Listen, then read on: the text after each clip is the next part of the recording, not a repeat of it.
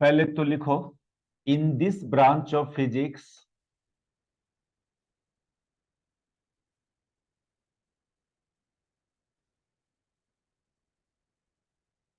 We have to study about physical property of solid. Study about physical property of solid, that is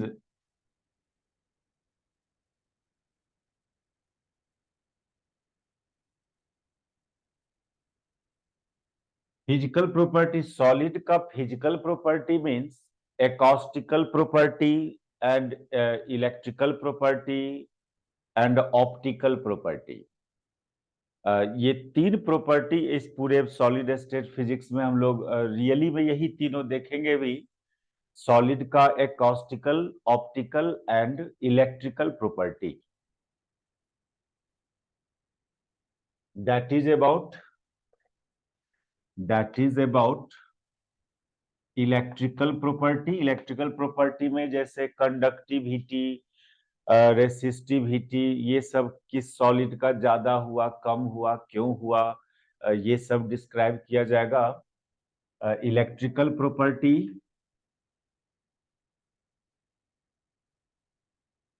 optical property, that is कौन solid transparent है, कोई OPEC है, कोई partially transparent है, किसमें, किस solid में वेलोसिटी ऑफ लाइट ज्यादा है, कम है। तो ये सब चीज को डिस्क्राइब किया जाता है। ऑप्टिकल प्रॉपर्टी बोलेंगे इसको, optical property and acoustical property.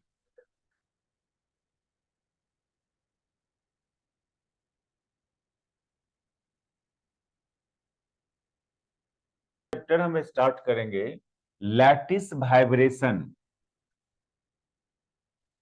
Lattice vibration,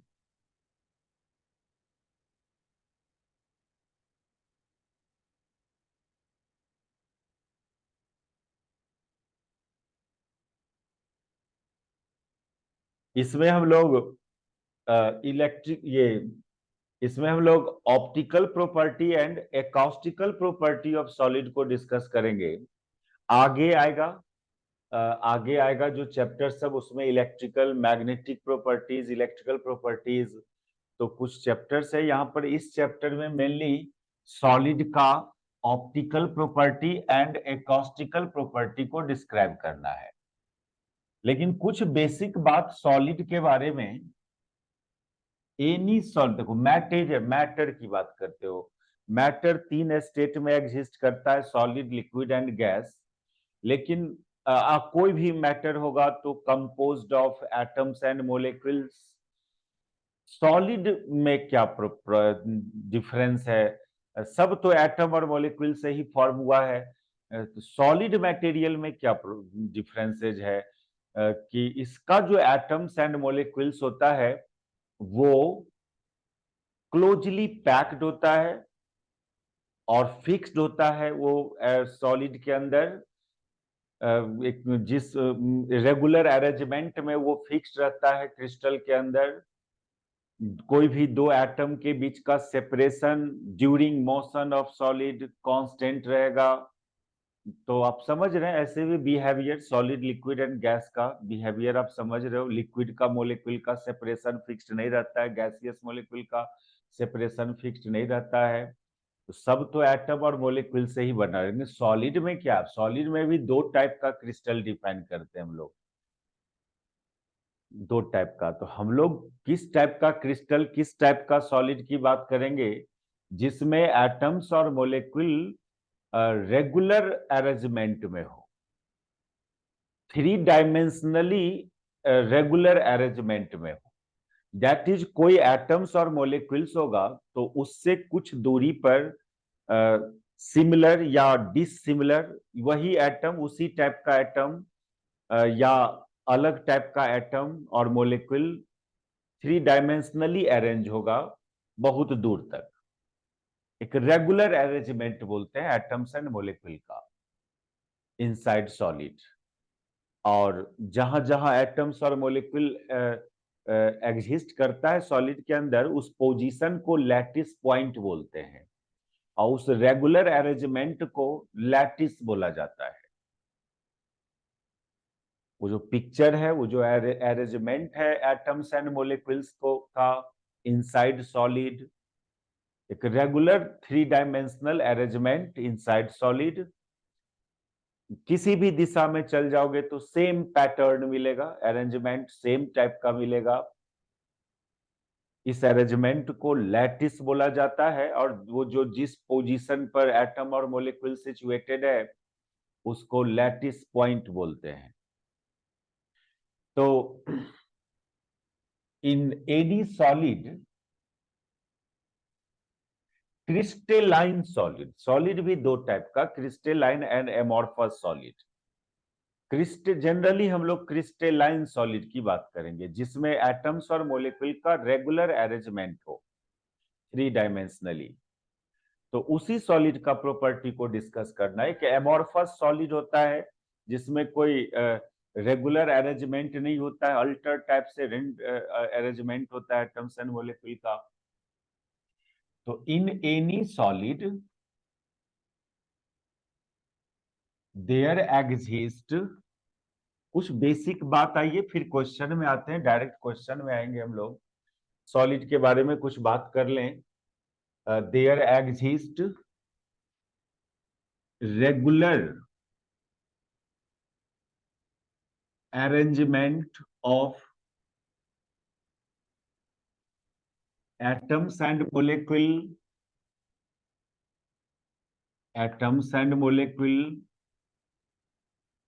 3 dimensionally.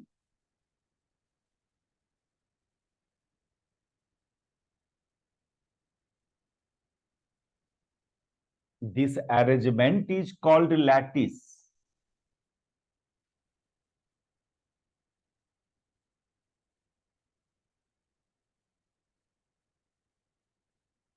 और वो पोजीशन जहां पर एटम्स और मोलिक्यूल सिचुएटेड होगा, उस पोजीशन को lattice point, and the positions of atoms and molecule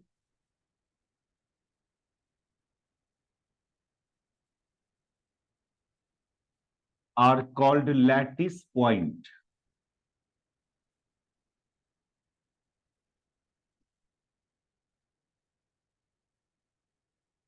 जैसे हम लोग टिपिकल शेप की बात करें, और ये अब इसका फिर रिपीटेशन, इस क्यूब का रिपीटेशन इधर इधर इधर 3 डायमेंशनल, इस क्यूब को आप रिपीट करते चल जाओ। जैसे होता है ना कि एक रूम है तो उसके बगल में एक रूम है, उसके छत पर ऊपर एक रूम है, इसके बगल, मतलब ये एक क्यूबिकल शेप लिया, और इस क्यूबिकल शेप का 3 डायमेंशनल एक्सटेंशन। बाद में जब फर्स्ट चैप्टर या पढ़े होगे या सॉलिड स्टेट केमिस्ट्री पढ़े होगे, यूनिट सेल बोलते हैं इसको, इस टाइप का एक कोई भी एक सिंगल जो क्यूब है उसको यूनिट सेल बोला जाता है। तो और ये जो एटम्स और मॉलिक्यूल्स होगा, इसी वर्टेक्स, इसके वर्टेक्स पर सिचुएटेड होगा एटम्स एंड मॉलिक्यूल, और फिर इसका रिपीटेशन कर दो इधर इधर चारों तरफ 3 डायमेंशनली। यही सब पोजीशंस को लैटिस पॉइंट बोलते हैं। इस पोजीशंस को लैटिस, यहां पर एटम सिचुएटेड है इक्वल डिस्टेंस पर, उसको इंटर एटॉमिक सेपरेशन बोलते हैं। किसी भी दो एटम या दो लैटिस पॉइंट के बीच का जो डिस्टेंस होता है उसको इंटर एटॉमिक सेपरेशन बोला जाता है। तो लैटिस पॉइंट, तो यहां पर इस चैप्टर का नाम दिया हुआ है लैटिस वाइब्रेशन। ये क्या चीज है, लैटिस वाइब्रेशन क्यों नाम रखा गया? जब इस लैटिस को, या बोलो सॉलिड को आप उसके अंदर जो एटम्स एंड मॉलिक्यूल्स है, वो एटम्स और मॉलिक्यूल्स वाइब्रेट करते रहता है अपने लैटिस पॉइंट के about, simple harmonic vibration due to either internal energy और एक्सटर्नली। वो सारा एटम्स वाइब्रेट करते रहता है। तो रियली में एटम का वाइब्रेशन हो रहा होता है कुछ फ्रीक्वेंसी से, कुछ एंगुलर फ्रीक्वेंसी से, लेकिन हम लोग बोलते हैं कि हमारा होल लैटिस में वाइब्रेशन है। Lattice vibration means vibration of atoms and molecule at about its lattice point due to either internal energy or externally। तो रियली में एटम्स एंड मॉलिक्यूल का वाइब्रेशन, लेकिन होल लैटिस बोलते हैं ये मेरा पूरा सॉलिड वाइब्रेट कर रहा है। अब सॉलिड का वाइब्रेशन तो ऐसा नहीं कि कोई स्टोन है उसको धागा से बांध दिया और उसको वाइब्रेट, नहीं, उसके अंदर एटम, इसलिए सॉलिड का वाइब्रेशन नाम नहीं दिया गया। सॉलिड का वाइब्रेशन नाम देने से कि ये भी मीनिंग आ सकता था कि वो पत्थर ही, मान लो ये कलम है यही वाइब्रेट कर, ऐसे ऐसे नहीं, इसके अंदर ये तो रेस्ट में, इसके अंदर का एटम्स एंड मॉलिक्यूल्स का वाइब्रेशन, इसलिए इसको सॉलिड का वाइब्रेशन नाम नहीं देना, लैटिस वाइब्रेशन बोलेंगे। वो एटम्स एंड मॉलिक्यूल वाइब्रेट कर रहा होता है due to either internal energy और ड्यू टू एक्सटर्नली। अब एक्सटर्नली मींस क्या? कोई मोटा सा मान लो मेटल का सीट है, आप हथौड़ा से मारते हो एक साइड, दूसरे साइड साउंड क्यों सुनाई दिया?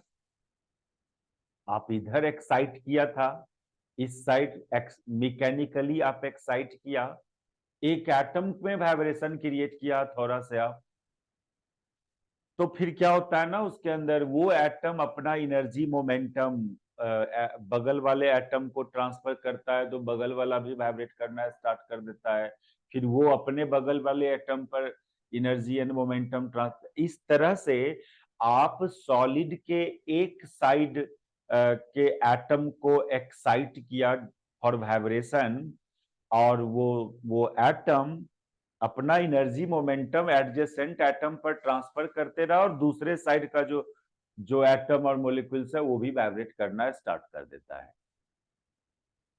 उस एटम को किसी तरह वाइब्रेट करवाना है, एक्सटर्नली वाइब्रेट करवाओ या इंटरनली। अब इंटरनली मींस क्या? कुछ थर्मल एनर्जी होगा, हीट एनर्जी होगा, वो हीट एनर्जी को एब्जॉर्ब करता है वो एटम और मॉलिक्यूल, और वाइब्रेशनल एनर्जी में कन्वर्ट कर लेता है। तो देखो, बहुत सारा प्रॉपर्टी जो है सॉलिड का, अब जैसे सॉलिड का थर्मल प्रॉपर्टी जानना है, thermal property, thermal conductivity, specific heat of solid, ये सब जो कुछ प्रॉपर्टी है वो थर्मल प्रॉपर्टी सब। तो वो एटम और molecule heat energy, internal energy के चलते वाइब्रेशन क्रिएट किया, इस बात को कंसीडर करके हम लोग उस सॉलिड का स्पेसिफिक हीट फाइंड करेंगे। मतलब जो फिजिकल प्रॉपर्टीज है सॉलिड का, वो एटम्स और मॉलिक्यूल में वाइब्रेशन एज्यूम करके फाइंड किया जाना है। यदि ये सब माइक्रोस्कोपिकली मैक्रोस्कोपिक बात है, हम लोग को थोड़ी दिखाई देगा एटम्स और मॉलिक्यूल्स उसके अंदर वाइब्रेट करता हुआ, एज्यूम करना ही होगा वाइब्रेशन। हथौड़ा से मारते हो उसको बोलते हैं मैकेनिकल एक्साइटेशन। मैकेनिकली आप सॉलिड को एक्साइट किए, एटम को एक्साइट किए वाइब्रेट करने के लिए। आप लाइट भी फॉल करोगे सॉलिड पर, तो वो भी एटम को वाइब्रेट करवाना स्टार्ट कर देता है। आप कुछ साउंड क्रिएट किए, वो साउंड उसके सरफेस पर इंसिडेंट किया सॉलिड के सरफेस पर, वो भी उस एटम को वाइब्रेट करना स्टार्ट कर देता है। तो एटम्स का वाइब्रेशन एक्सटर्नली भी हो सकता है, मैकेनिकली और ऑप्टिकली इलेक्ट्रोमैग्नेटिक वेव डाल दिया, लाइट डाल दिया, उससे भी एटम और मॉलिक्यूल वाइब्रेट कर सकता है, या कुछ, या मैकेनिकली मींस हथौड़ा हथौड़ा मार दिया उसको, इससे भी वाइब्रेशन स्टार्ट हो सकता है, या कुछ नहीं किया, खाली हीट टेम्परेचर बढ़ा दिया जहां सॉलिड रखा हुआ है, तो हीट एनर्जी भी उसको वाइब्रेट करवाएगा। तो इस पूरे चैप्टर में जो जो बात करना हम लोग को, उसमें एटम्स और मॉलिक्यूल का vibration at about its lattice point. सब एटम अपने लैटिस पॉइंट के अबाउट वाइब्रेट कर रहा होता है, ड्यू टू इंटरनल एनर्जी और externally, and we say that our lattice, there exists vibration in whole lattice। तो ये मत समझना कि वो होल लैटिस ऐसे वाइब्रेट कर, उसका एटम्स और मॉलिक्यूल वाइब्रेट कर रहा है, इसको हम लोग बोलते हैं लैटिस का वाइब्रेशन हो रहा है। तो ये बात कर चुका हम लोग कि जो एटम और मॉलिक्यूल है वो रेगुलर अरेंजमेंट में होता है, और ये शेप भी अलग अलग होता है। अभी हम क्यूबिकल शेप का लिया, ये टेट्राहेड्रल ज्योमेट्री में भी हो सकता है, क्यूब टेढ़ा उढ़ा भी, ये एंगल सब 90 नहीं भी हो सकता है। यही सब तो फर्स्ट चैप्टर में देखना है, स्ट्रक्चर ऑफ सॉलिड, अंदर का स्ट्रक्चर को 90 डिग्री नहीं होकर कोई अदर एंगल पर भी हो सकता है, लेकिन जो भी एक यूनिट होगा वैसा ही अब 3 डायमेंशनली अरेंजमेंट होगा। क्या बात बोल रहे हैं, समझ में आया?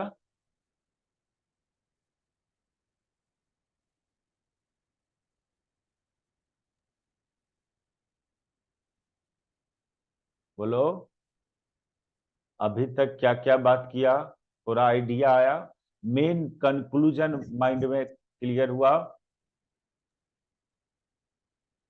बोलने के लिए बहुत बात करते रहेंगे हम लोग, लेकिन एक होता है कि उसमें पूरे डिस्कशन में फाइनली मोटिव क्या है रहा मेरा।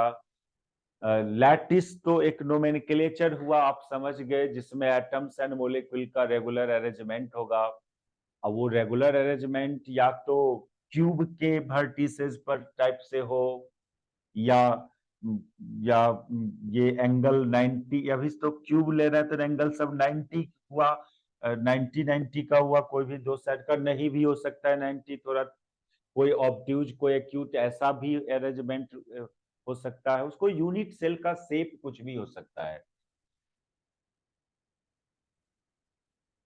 these atoms and molecule these atoms and molecule vibrate about its lattice point, about its lattice point,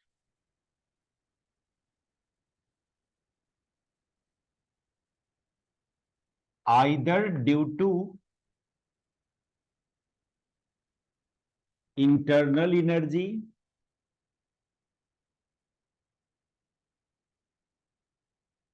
or externally।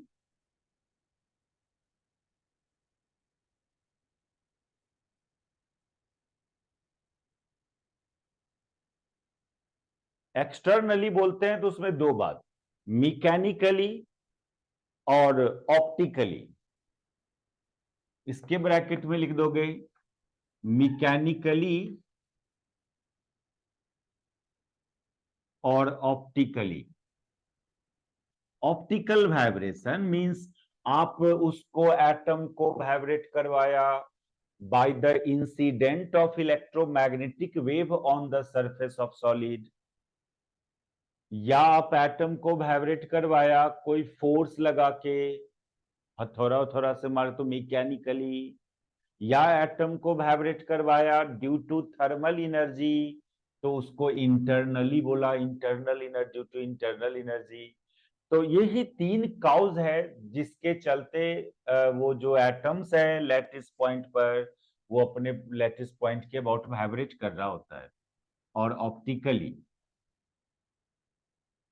we can say that we can say that there exists vibration in lattice. Lattice vibration में ये गलत meaning मत समझना कि पूरा ये cube ही इधर उधर हो रहा, नहीं, उसके उसका जो ये एटम्स और उसकी वाइब्रेशन की बात है। लेकिन लोग यूजुअली रीड करेगा lattice vibration. We can say that our lattice as a whole vibrate।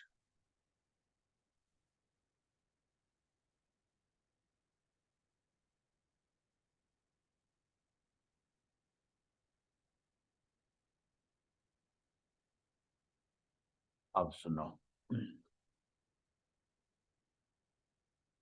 तो when a solid is excited internally or externally, then its atoms or molecule vibrate about its lattice point. Each atoms or molecule vibrate about its lattice point, and we say that there exists lattice vibration। तो यहां पर सबसे पहला एक famous question ही आ जाता है इस जगह पर आपका। ऐसे तो 3 डायमेंशनल वाइब्रेशन होता है, सब एटम वाइब्रेट कर रहा होता है। हम लोग 1 डायमेंशनल लैटिस कंसीडर करेंगे, मतलब कोई एक डायरेक्शन में वाइब्रेशन की बात करेंगे सारे एटम का, ऐसा है नहीं। Atom vibrate in all direction. कोई एटम है तो ऐसा नहीं कि खाली एक्स एक्सिस के लॉन्ग वाइब्रेट कर रहा होगा, वाई एक्सिस के लॉन्ग वाइब्रेट कर रहा होगा, जेड एक्सिस के लॉन्ग भी वाइब्रेट कर रहा होगा। लेकिन वो कॉम्प्लिकेटेड केस होता है, उसको मैथमेटिकली हम लोग डिस्क्राइब इस लेवल में नहीं करते हैं। तो हम लोग का जो सिलेबस है उसमें ये जो एटम्स और मोलिक्यूल्स है उसका वाइब्रेशन एक बार में कोई एक डायरेक्शन में ही कंसीडर करके चलना है। इसलिए एक फेमस क्वेश्चन है, discuss 1 dimensional mono atomic lattice vibration. ये एक फेमस क्वेश्चन अभी आता है आपका तुरंत यहां पर। 1 dimensional mono atomic lattice vibration, यानी आप अपने लैटिस में एटम्स और मोलिक्यूल का वाइब्रेशन कोई एक डायरेक्शन में मान के चलोगे। रियल बात तो ये है कि हर एटम और मोलिक्यूल 3 डायमेंशनली वाइब्रेट करता है। ऐसे भी अब हथौड़ा आप मारा तो कोई एक पार्टिकुलर डायरेक्शन में एटम को वाइब्रेट करवाएगा, ऐसे थोड़ा बहुत उसका इफेक्ट वाई जेड 3 डायमेंशनल हो ही जाता है। मोनोएटॉमिक की बात की, मोनोएटॉमिक मतलब उसके अंदर एक ही टाइप का एटम। इसके जस्ट बात करेंगे डाई एटॉमिक वाला, discuss 1 dimensional diatomic lattice vibration. और वहां पर बात दूगो और होगा, एकॉस्टिकल ब्रांच, ऑप्टिकल ब्रांच क्या होता है, उसके उस क्वेश्चन में ही ये भी बात डालता है। और अभी तो हम लोग मोनो एटॉमिक यानी सिमिलर टाइप का, एक ही टाइप का एटम होगा पूरे क्रिस्टल में, इसलिए मोनो एटॉमिक।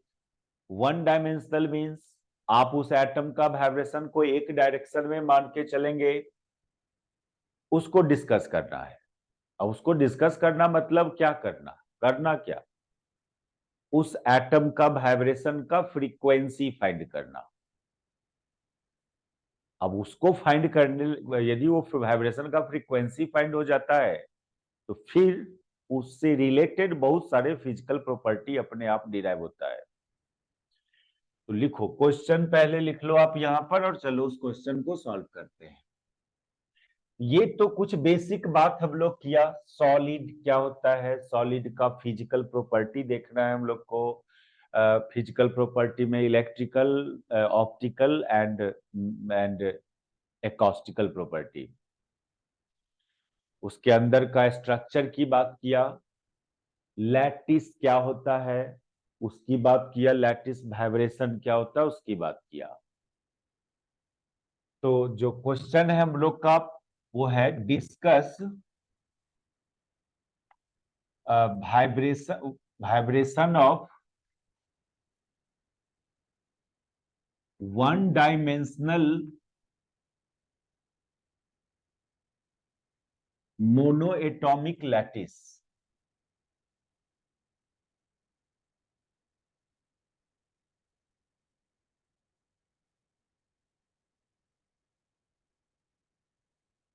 और इस वाइब्रेशन का डिस्पर्सन रिलेशन डिराइव करने बोलता है।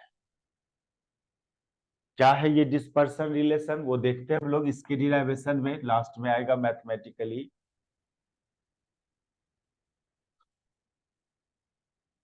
तो एक्चुअल बात ये है कि एटम का वाइब्रेशन 3 डायमेंशनली होता है, लेकिन हम लोग एज्यूम करेंगे each atoms vibrate in one direction, say as x axis, और वो वाइब्रेशन क्रिएट कैसे किया, तो मान लो मैकेनिकली क्रिएट किया उस वाइब्रेशन को। कोई सॉलिड बॉडी था, कोई सॉलिड था, इस पर इधर से आप फोर्स अप्लाई किया तो यहाँ का एटम वाइब्रेट करना स्टार्ट किया। अब ये एटम जब वाइब्रेट करना स्टार्ट किया तो अब हम लोग ये एज्यूम करेंगे कि इसका जो एडजेसेंट एटम सब है, इधर भी है, इधर 3 डायमेंशनली है, तो वो तो कंसीडर 3 डायमेंशनल करना नहीं है। ये एटम सब भी वाइब्रेट करना स्टार्ट कर दिया। अब एक एटम को एक्साइट किया वाइब्रेट करना, वो दूसरा एटम सब भी वाइब्रेट, और फाइनली ये जो अपोजिट फेस का एटम है वो भी वाइब्रेट करना स्टार्ट कर दिया। तो 1 डायमेंशनल वाइब्रेशन मान के चलना है हम लोग को। ये कैसे हुआ? हमने तो एक एटम को वाइब्रेट किया, as a result of which adjacent atoms भी वाइब्रेट करना स्टार्ट कर दिया। ये है, ये फैक्ट बात है, होता है एक्सपेरिमेंटली, ये वेरीफाइड बात है। तो इसको थियोरिटिकली कैसे हम लोग इस बात को प्रूव करेंगे? तो थियोरिटिकली तब ये संभव हो सकता है कि एक एटम वाइब्रेट किया, दूसरा भी वाइब्रेट कर, तो यहां पर ये माना गया है कि कोई भी दो एडजेसेंट एटम एक इलास्टिक स्प्रिंग से कनेक्टेड होगा। स्प्रिंग के इंड से कोई बॉडी कनेक्टेड हो, दो बॉडी, उसमें फिर एक बॉडी को वाइब्रेट करने के लिए आप अलाउ करोगे तो ये स्प्रिंग के थ्रू वो एनर्जी ट्रांसफर हो जाएगा इस एटम पर। यानी यहां पर जो डिस्कशन करेंगे हम लोग, उसमें ये एजम्पशन किया जाएगा कि each atom about at lattice point connected with a massless elastic spring, hence due to vibration of one atom other atom also vibrate। ये एजम्पशन किया गया है, और मैथमेटिक्स में भी इसका यूज है, ऐसा नहीं कि ऐसे थ्योरेटिकली बात कर रहे हैं। इस स्प्रिंग को बीच में डाल देने से जो मैथमेटिक्स आएगा उसमें इसका यूज है, स्प्रिंग फोर्स आएगा। तो मैथमेटिकली इस वाइब्रेशन को जो डिस्कस किया गया है उसके लिए सबसे पहला एजम्पशन यही किया गया है, आपने एक एटम को वाइब्रेट करवाना स्टार्ट किया